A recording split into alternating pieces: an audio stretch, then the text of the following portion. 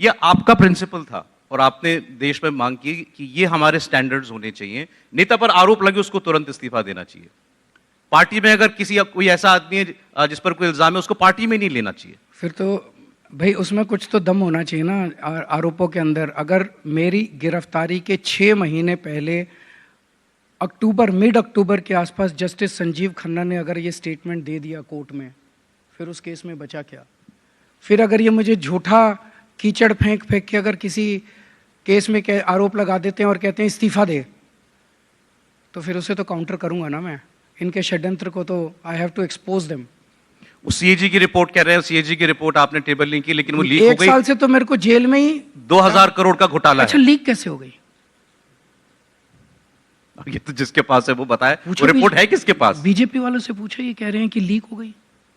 वो जो एक्चुअल असली रिपोर्ट है आज भी सील्ड कवर के अंदर मुख्यमंत्री के पास पड़ी हुई है, और सारे चैनल आप सब लोग चला रहे हैं। सीएजी रिपोर्ट कहां से आई आपके पास? फॉर्जरी है। आपके पास कहां से आई?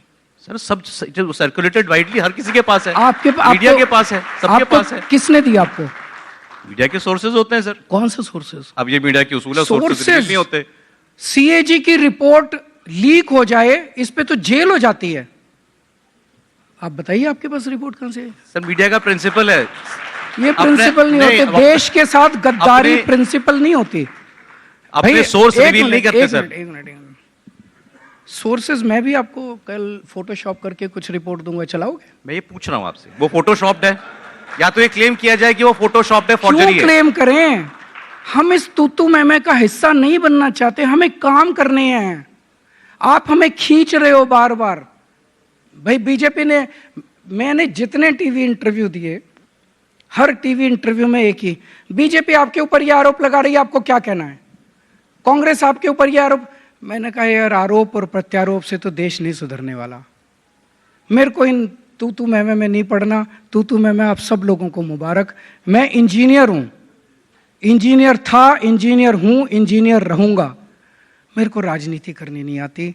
राजनीति इनको मुबारक। आपको बिजली ठीक करवानी हो मेरे पास आ जाना, आपको पानी ठीक कराना हो दिल्ली का मेरे पास आ जाना, आपको यमुना ठीक करानी हो मेरे पास आ जाना, मैं कर दूंगा। मेरे को आती है, इंजीनियर हूं। मेरे से इंजीनियरिंग की बात करो। अभी मेरे से पूछो कि दिल्ली में 24 घंटे पानी कैसे दोगे, मैं पूरा फॉर्मूला बता दूंगा।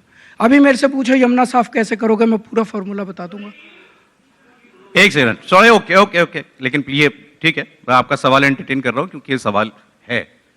यमुना नहीं हुई साफ। यमुना क्यों नहीं हुई साफ? मैंने 2020 में वादा किया था दिल्ली की जनता को।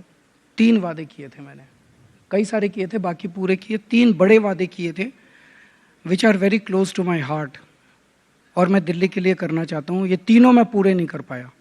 एक मैंने कहा था मैं यमुना साफ कर दूंगा, एक मैंने कहा था मैं दिल्ली के लोगों को 24 घंटे पानी दे दूंगा, और एक मैंने कहा था कि मैं दिल्ली की सड़कों को यूरोपियन स्टैंडर्ड तक ले जाऊंगा। मेरे पास प्लान भी है, मेरे पास फंड्स भी हैं, और ये मैं कर सकता हूँ। पहले 2.5 साल, हम फरवरी 2020 में चुनाव जीते, मार्च में कोरोना आ गया, 2.5 साल कोरोना में चले गए।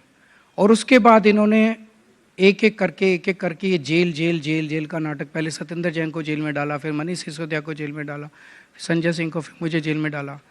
अब हमने जिसकी वजह से मेरी टीम बिखर गई, बिकॉज ये कोई एक आदमी का काम नहीं होता, इतने बड़े बड़े काम करना, इसमें टीम वर्क होता है।